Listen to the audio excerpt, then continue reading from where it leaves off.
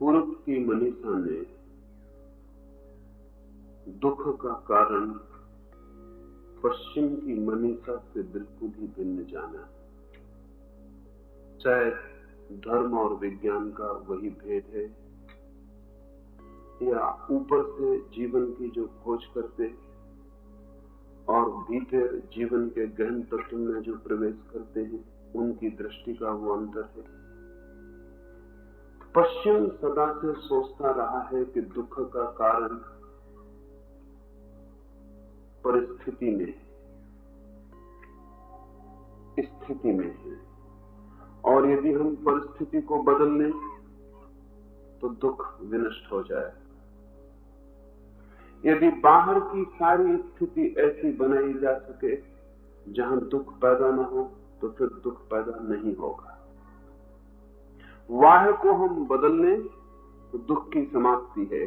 दुख है तो इसलिए कि बाहर की परिस्थिति भीतर की चेतना के अनुकूल नहीं। इसलिए पश्चिम 2000 वर्षों तक निरंतर विज्ञान की सतत साधना से बाहर की स्थिति को बदलने में लगा रहा है। और अब पहला मौका है जब पश्चिम कुछ सीमा तक सफल हुआ और सफल होते ही उसकी सारी आशाओं का महल गिरकर ढेर हो गया है। सफलता इतनी असफल हो सकती है ये कभी पश्चिम के चिंतकों ने सोचा भी नहीं था। सोचा भी नहीं था कि जिस दिन हम परिस्थिति से सारे दुख को अलग कर लेंगे उस दिन और भी बड़ा दुख आदमी के ऊपर टूट पड़ने वाला है। पृथ्वी पर ज्ञात 5000 वर्षों के इतिहास में पश्चिम ने सर्वाधिक समृद्धि, यंत्र कौशल, वैज्ञानिक प्रगति और बाहर की स्थिति को मनुष्य के अनुकूल रूपांतरित करने में जैसी सफलता पाई है वैसा किसी सदी ने और किसी समाज ने कभी नहीं पाई थी। लेकिन आज उस सफलता के शिखर पर बैठा हुआ अमेरिका दुख के महागर्त में गिर गया है। ऐसे दुख के गर्त में गरीब, दीनहीन, पीड़ित और भिखारी समाजों को भी गिरते कभी नहीं देखा गया। पश्चिम का तर्क बुरी तरह असफल हुआ है। पूरब और तरह से सोचता है। पूरब ने जाना है कि परिस्थिति में दुख नहीं, मनुष्य की चेतना में ही दुख है। मनुष्य की चेतना ही बदल जाए तो ही दुख से छुटकारा हो सकता है। अन्यथा मनुष्य की चेतना को कैसी भी परिस्थिति मिले, दुख को पकड़ लेने वाली, दुख को पैदा करने वाली चेतना पुनः पुनः दुख पैदा कर लेती, हर स्थिति में दुख पैदा कर लेती। दुखवादी हर जगह दुख को खोज लेता है। ये मनुष्य की चेतना का रूपांतरण ही दुख से मुक्ति बन सकता है। कृष्ण अर्जुन से इसका पहला सूत्र कहते हैं। वो कहते हैं परम सिद्धि को जो प्राप्त हुए महात्मा जन हैं वे मुझे पाकर दुख के स्थान आलय रूप क्षण भंगुर पुनर्जन्म को नहीं प्राप्त होते।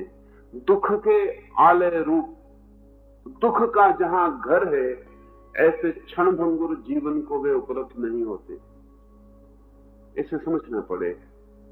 ये पूरब का गहनतम तर्क है, अंतर्दृष्टि है। दुख का घर पुनर्जन्म है। पुनर्जन्म का प्रारंभ जीवन की आकांक्षा है, जीते रहने की आकांक्षा, लस्ट फॉर लाइफ, जीवेशना, और जीता ही रहूं और जीता ही चला जाऊं। एक वासना पूरी नहीं होती कि 10 वासनाओं को जन्म दे जाती। और किसी भी वासना को पूरा करना हो तो जीवन चाहिए, समय चाहिए, अन्यथा वासना पूरी नहीं होगी। वासना के लिए भविष्य चाहिए। अगर भविष्य ना हो तो वासना क्या करेगी? अगर मैं इसी क्षण मर जाने वाला हूं तो वासना करना व्यर्थ हो जाएगा, क्योंकि वासना के लिए जरूरी है कि कल हो, आने वाला दिन हो, आने वाला दिन हो तो ही मैं वासना को फैलाऊं, श्रम करूं, भवन बनाऊं, पूर्ति की आकांक्षा करूं, दौड़ूं, वासना पूरी हो सके उस मंजिल तक जाने का यत्न करूं। लेकिन समय की जरूरत है। Time is needed. अगर वासना पूरी करनी है तो समय के बिना पूरी नहीं हो सकती, समय चाहिए। और अगर हर वासना 10 वासनाओं को जन्म दे जाती हो तो हर वासना के बाद 10 गुना समय चाहिए। हर जीवन के बाद हमें 10 और जीवन चाहिए। इतनी वासनाएं हम पैदा कर लेते हैं। और मजा यह है, पूरे जीवन हम वासनाओं को पूरा करने की कोशिश करते हैं और आखिर में पाते हैं कोई वासना पूरी नहीं हुई। मरते क्षण हम और भी वासनाओं को जिंदा कर लिए। जन्म के समय जितनी वासनाएं हमारे पास होती, मृत्यु के समय तक उनमें एक भी कम नहीं होती, यद्यपि बहुत बढ़ जाती। तब मरते क्षण और जन्म की आकांक्षा पैदा होती। क्योंकि वासना है तो और जीवन चाहिए, और जीवन पुनर्जन्म बन जाता। और जीवन को पाने की इच्छा पुनर्जन्म बन जाती। और कृष्ण कहते हैं पुनर्जन्म ही दुख का घर है। पुनर्जन्म होता है जीवन की आकांक्षा से। जीवन की आकांक्षा होती है वासना को तृप्त करने के लिए समय की मांग से। तो अगर ठीक से समझें तो पुनर्जन्म का सूत्र या दुख का सूत्र वासना है, तृष्णा है, डिजायर। अगर कोई भी वासना नहीं है तो आप कहेंगे कल कि अब मुझे कोई जरूरत ना रही। Then time is not needed. Jesus से कोई पूछता है कि तुम्हारे मोक्ष में सबसे खास बात क्या होगी, शायद पूछने वालों ने सोचा होगा कि जीसस कहेंगे प्रभु का दर्शन होगा, परम आनंद होगा, मुक्ति होगी, शांति होगी, कुछ कहेंगे। लेकिन जीसस ने जो जवाब दिया वो बहुत हैरानी का। जीसस ने कहा there shall be time no longer. वहां समय नहीं होगा। शायद ही सुनने वाले की समझ में आया हो। आपने भी अगर पूछा हो कि मोक्ष में क्या होगा, और अगर जीसस या कृष्ण जैसा व्यक्ति कहे वहां समय नहीं होगा, तो आपकी भी समझ में नहीं पड़ेगा। समय नहीं होगा इसका अर्थ यही है कि वहां कोई वासना नहीं है जिसके लिए समय की जरूरत पड़े। वासना नहीं होगी, समय नहीं होगा, तो वहां पुनर्जन्म नहीं होगा। वहां कल होगा ही नहीं, वहां सिर्फ आज ही होगा। शायद आज कहना भी ठीक नहीं है, अभी ही होगा। जस्ट दिस मोमेंट, बस यही क्षण होगा, और ये क्षण अनंत होगा। इस क्षण का कोई और छोर नहीं होगा। ये क्षण कहीं समाप्त नहीं होगा और कहीं प्रारंभ नहीं होगा। समय वहां नहीं होगा। समय की जरूरत इसलिए है कि वासना की दौड़ के लिए स्थान चाहिए। वासना दौड़ती है समय में। वासना स्थान में नहीं दौड़ती, स्पेस में नहीं दौड़ती, टाइम में दौड़ती। अगर आपके शरीर को दौड़ाना है तो स्थान की जरूरत पड़ेगी, स्पेस की। लेकिन अगर आपके मन को दौड़ाना है तो स्थान की कोई भी जरूरत नहीं, समय काफी है। इसलिए आप सपने में भी दौड़ सकते हैं। सपने में कोई स्पेस नहीं होती, लेकिन टाइम होता है, समय होता है। सपने में भी दौड़ सकते हैं। आराम कुर्सी पर लेटकर आंख बंद करके भी अनंत अनंत यात्राएं कर सकते हैं। वे यात्राएं वासना की यात्राएं हैं और समय में घटित होती हैं। महावीर से कोई पूछता है कि जब समाधि उपलब्ध हो जाती है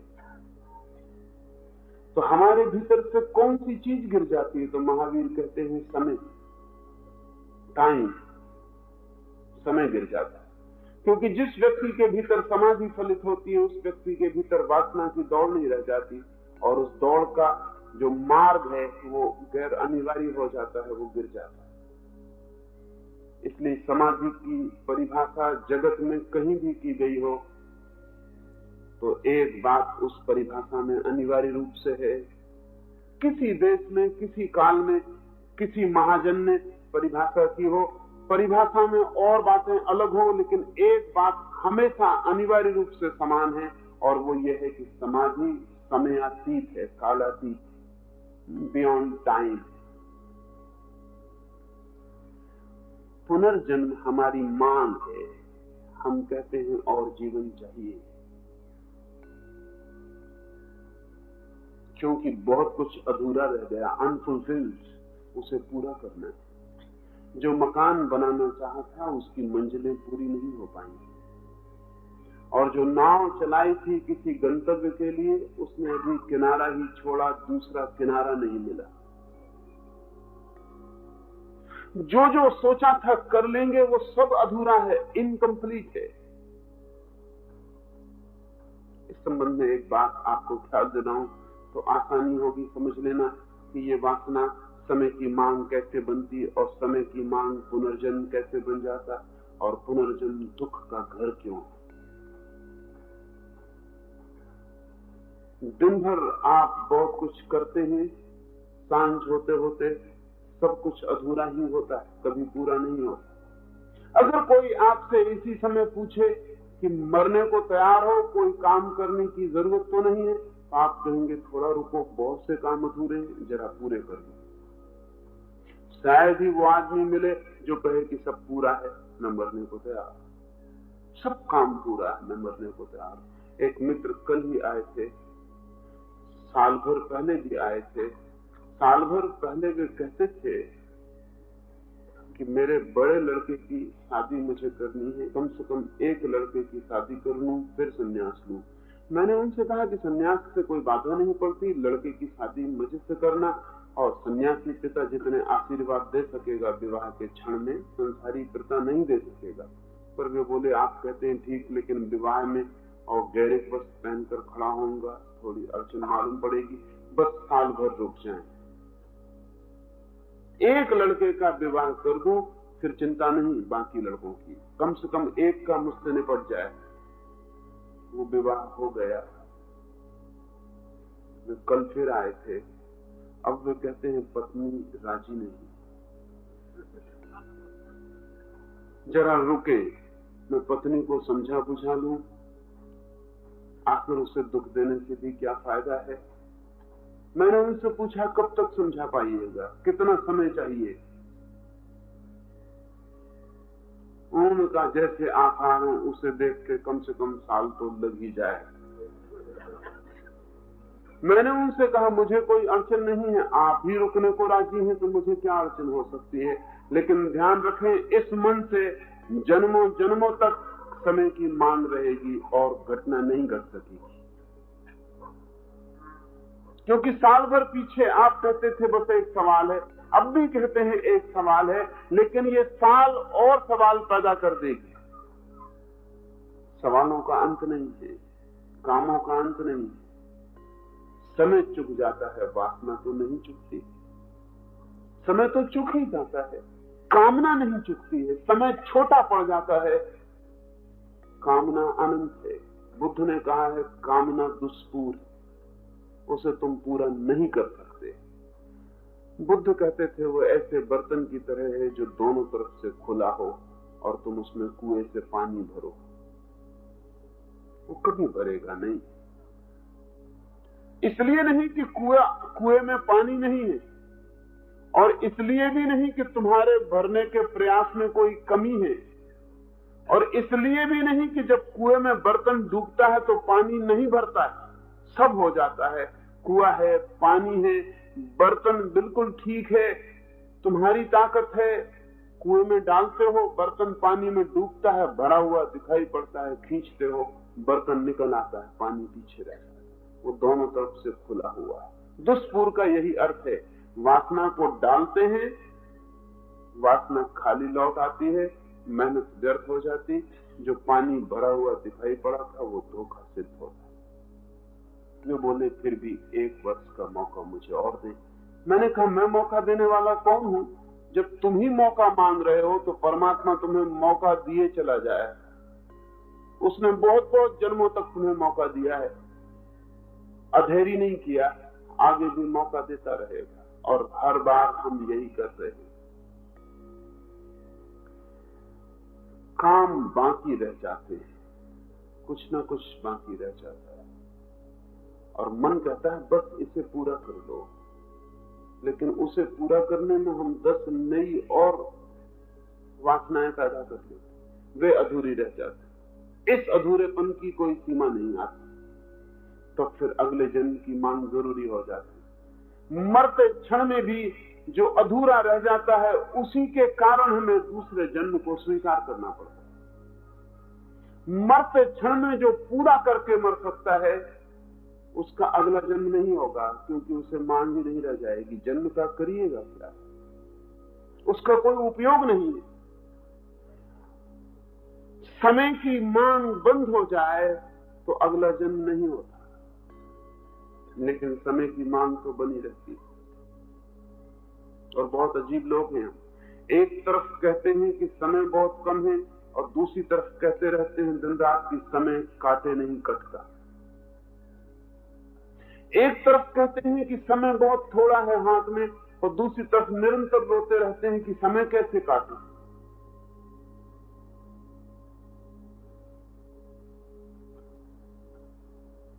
जरूर कुछ कारण होगा इस दुविधा का। दुविधा का कारण है समय तो निश्चित कम है, क्योंकि वासनाएं बहुत हैं और सब चीज तुलनात्मक होती है। जब हम कहते हैं समय कम है तो उसका मतलब है किससे? वासनाओं से। जिसकी वासनाएं नहीं है उसके पास तो समय बहुत है, उसका कोई अंत नहीं। और जिसके पास वासनाएं बहुत है समय बहुत छोटा है। फिर भी वासनाओं वाला आदमी भी कहता है समय काटे नहीं कटता, क्योंकि वासनाओं को पूरा करते करते भी वो पाता है कि वासनाएं पूरी नहीं होती। वासनाएं पूरी नहीं होती, सब तरह कोशिश कर लेता है और कोई वासना पूरी होती नहीं दिखाई पड़ती। तब वो समय को बुलाने की कोशिश करता है, उसी को वो समय नहीं कटता कहता है। इतने मनोरंजन के साधन खोजने पड़ते हैं समय को बुलाने के लिए। इधर वासना है, वो समय को चुका देती है। थोड़ा बहुत समय बचता है तो वासना से थका हुआ मन उसको बुलाने के लिए सिनेमा गृह में बैठता है, चाय घर में बैठता है, कॉफी हाउस में बैठता है, ताश खेलता है, 1000 उपाय करता है। समय को हम इस भांति नष्ट करते हैं और मरते वक्त फिर वही मांग कि हमें फिर समय चाहिए। और अनंत है परमात्मा का विस्तार, हम जितना मांगते हैं हमें मिलता चला जाता है। और हर जीवन में हम पुनरुक्त वही करते हैं जो हमने पीछे किया था। कृष्ण इसे दुख क्यों कहते हैं? दुख यही है कि जो हम पाना चाहते हैं वो मिलता नहीं और मेहनत बहुत होती है। दुख नहीं होगा तो क्या होगा? दुख का एक ही अर्थ है, जो मैं पाना चाहता था वो नहीं मिला और जो मैं नहीं पाना चाहता था वो मिल गया। दुख का और कोई अर्थ नहीं। बुद्ध कहते थे दुख का अर्थ है जिसे हम खोजते थे उसे खो ना पाए और जिसे बचाना चाहते थे वो खो गए। जिसके लिए हम चले थे वो मिला नहीं और जो साथ लेकर हाथ में चले थे वो भी उल्टा खो गए। वासनाएं कोई पूरी नहीं होती और जीवन पूरा चुक जाता है। हाथ में जो अवसर लेकर चले थे समय का वो रिक्त हो जाता है और जिसे पाने चले थे उसके